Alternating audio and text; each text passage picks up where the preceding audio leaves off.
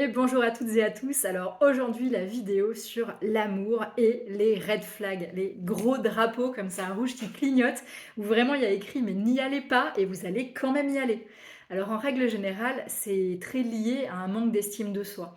Donc quand on n'a pas une assez bonne estime de soi, on s'imagine à tort qu'on n'a pas de valeur, qu'on n'est pas aimable, qu'on n'est pas à la hauteur, enfin on va se mettre plein de tares comme ça.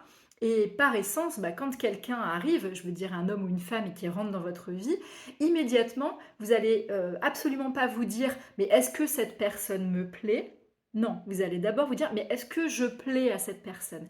Et donc à partir de là, c'est là que vous pouvez attirer mais 10 000 red flags et plein de gens qui finalement ne vous iront pas. C'est pas forcément des gens toxiques, mais c'est des gens avec qui ça ne peut pas coller sur le moyen ou le long terme, tout simplement parce que c'est pas du tout aligné avec qui vous êtes. Et alors, je parle pas des défauts, parce qu'on ne peut pas faire, on n'est pas parfait, hein, ni vous ni moi, personne ne l'est.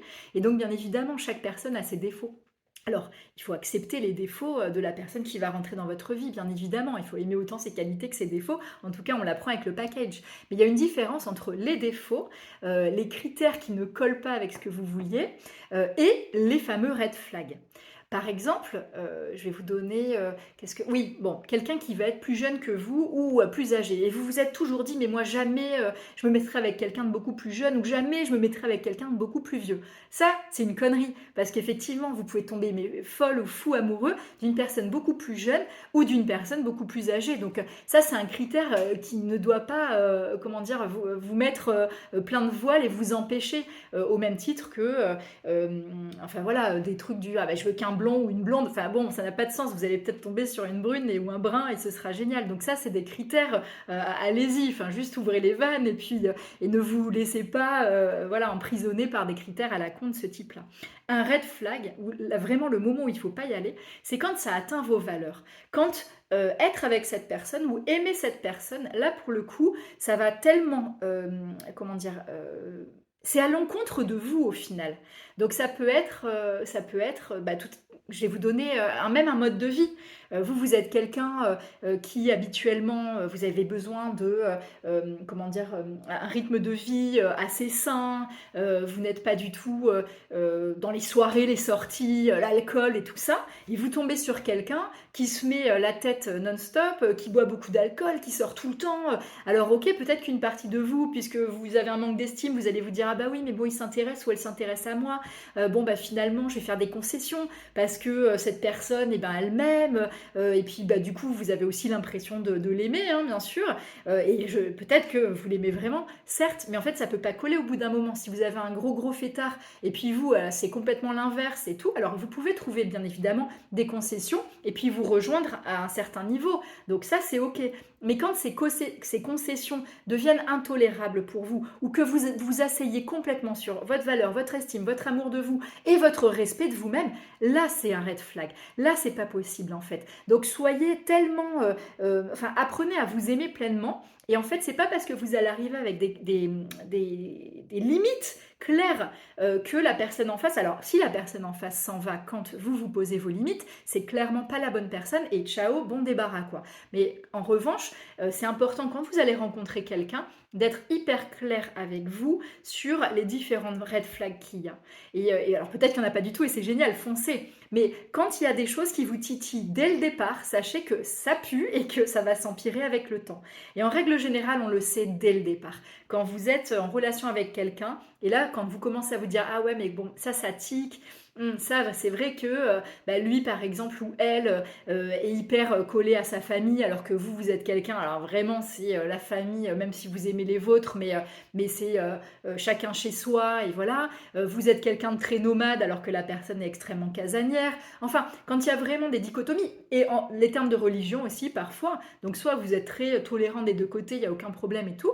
Mais par exemple, si vous vous mettez avec quelqu'un et qu'au final, ça va plus loin et qu'après, il y a cette histoire de, bah ouais, si on est des enfants, moi, j'ai pas la même religion que toi, et sauf que moi, ça me gêne que mes enfants aient ta religion. Alors bon, là, c'est, comment dire, il n'y a pas à juger, il y a des personnes qui vont accepter ça et il y a une grande ouverture et c'est ok pour elles, mais il y en a d'autres où finalement elles vont commencer à se dire ah mais merde ça va être terrible en fait, mais non j'ai pas du tout envie de ça. Et potentiellement, elles vont passer outre, et là, ça clash au bout d'un moment, obligatoirement.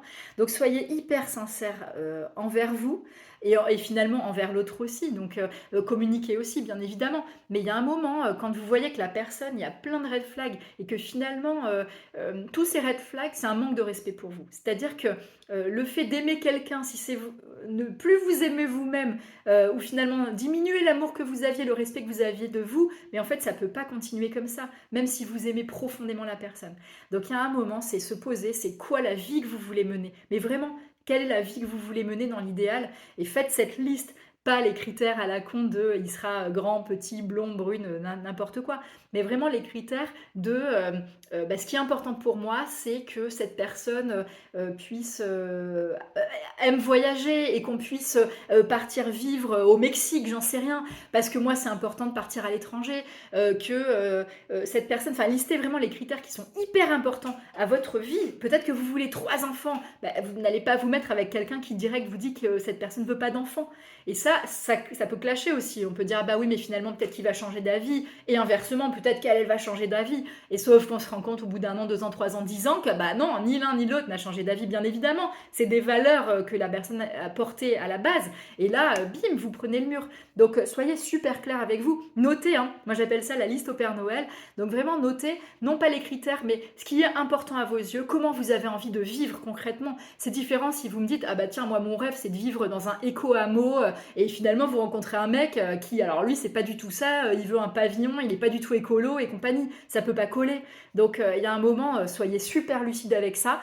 Parce que quand on a un manque d'estime de soi, et comme je l'ai dit au tout début de la vidéo, un manque d'estime de soi peut engendrer le fait que comme on se sent pas assez aimable, on va accueillir la terre entière, quoi. En gros, dès qu'il y a un mec ou une nana qui va commencer à s'intéresser à vous, vous n'allez pas vous dire, mais est-ce que finalement cette personne m'intéresse aussi? Est-ce que finalement cette personne, bah, on peut faire un bout de chemin parce qu'on a les mêmes valeurs? Non, vous allez y aller tête baissée, tout simplement parce qu'il n'y a pas cette estime de vous et cet amour assez prégnant à votre égard. Donc, aimez-vous.